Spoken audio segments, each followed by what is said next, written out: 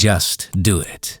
This might be one of the most famous quotes in the world. It is inspiration, meme material, pop culture, and a marketing tagline. If you ask anyone what the Nike brand is all about, you'll probably hear, "Just do it." It's part of their DNA, from product design, signing world-class athletes to creative commercials. If you dig a little deeper, you find this fascinating chart. It is the stock performance of Nike. And this is the performance of the SP 500, the 500 largest American companies. Until 1988, the Nike stock performed slightly under the SP 500 or just around it. After this point, it takes off. So what happened? Just Do It was invented, and Nike became the biggest sportswear brand in the world. But what many people don't know, it was not invented by a Nike employee. Just Do It has a very dark history, because the father of the most famous marketing slogan of all time was a serial killer.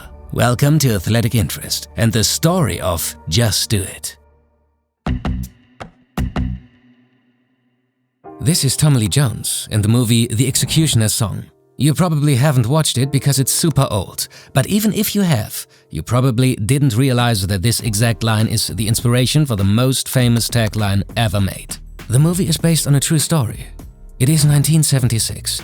Gary Gilmore has just robbed and murdered a gas station employee and a motel worker.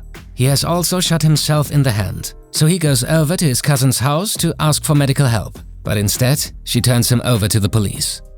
All of this happens in Utah, which is important because Utah is not a good place to kill people. They kill you right back. Gilmore is sent to prison and sentenced to death by firing squad. Before his death, he is asked for his final words, and according to the Pulitzer Prize-winning novel that the movie is based on, he said, "Let's do it." A decade later, the advertising executive Dan Weiden makes a pitch at Nike. It's a different time and a different market. Nike is not number one. Competitors like Reebok are beating Nike left and right. Nike is actually dropping market share, so they are planning a massive campaign with several commercials to gain back their influence.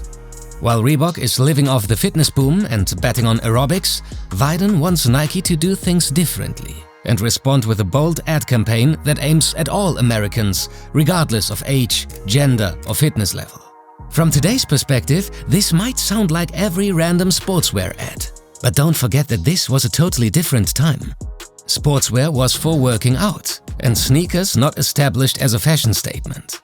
The Just Do It campaign was meant to change that. And while they had a number of creative and inspiring commercials with athletes from different sports, Weiden started worrying that they didn't really hang together. So the night before the presentation, he sits down to write a copy. To tie it up, so the campaign could speak to women who had just started walking to get in shape, to people who were world-class athletes. He stumbles upon the story of the Utah killer. His final words give him an idea. He is impressed. How in the face of that much uncertainty do you push through that? More specifically, he likes the "do it" part. According to him, "let's do it" included somebody else, whereas "just do it" it's like your conscience telling you something. It connects to everyone, from athletes to everyday people.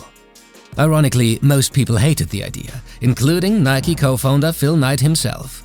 Knight even stated that Nike didn't need that shit, but Weiden knew he had a goldmine and convinced Knight to go through with it. And what a goldmine it was. Because what many people actually don't know, it's not Nike who comes up with all their marketing brilliance. At least not alone. Many of the best commercials in the company's history were done by agencies. To be precise, by one agency, Weiden and Kennedy. Dan Weiden was never a Nike employee, but the founder of one of the most influential advertising agencies in history, together with his art director David Kennedy. They created the very first Nike TV commercial. But that was not the only one.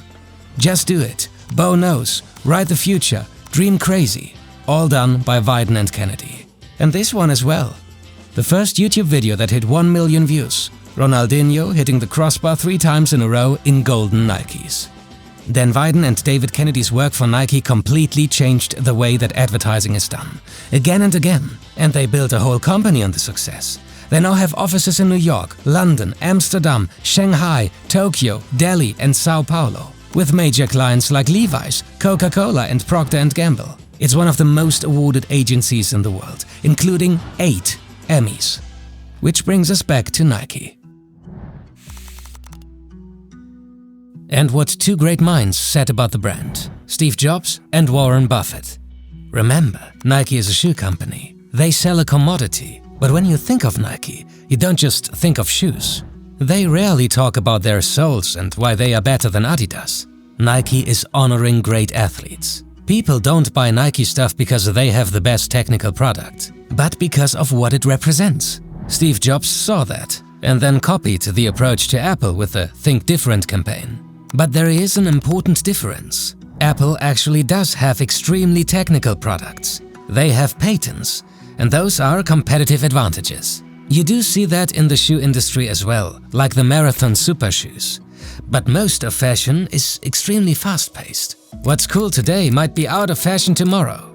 That's why it is extremely hard for one brand to stay on top. And this is exactly why Warren Buffett never invested in Nike. Because he only invests in stuff he understands. And he says he does not understand the likelihood of permanence of Nike's competitive position over a period of 10 to 20 years. Or in simple terms, he cannot be sure that Nike will still be the coolest brand 10 years from now. Being the coolest brand is a very unstable competitive advantage. So the fact that Nike is on top of the sportswear food chain for such a long time is extremely unlikely. This just might be Nike's biggest win. And a large part of it is thanks to Dan Wieden and Just Do It. Because more than 30 years after he came up with it, and 2 years after he passed away, Just Do It is still the heart of the Nike brand.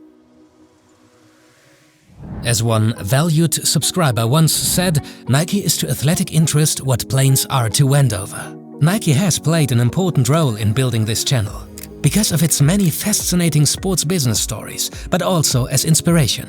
If you follow athletic interest, you know by now that we are not necessarily on the hunt for the next scandal. And to explain to you how money in sports leads to nothing but corruption and commercialization, that's not what we do.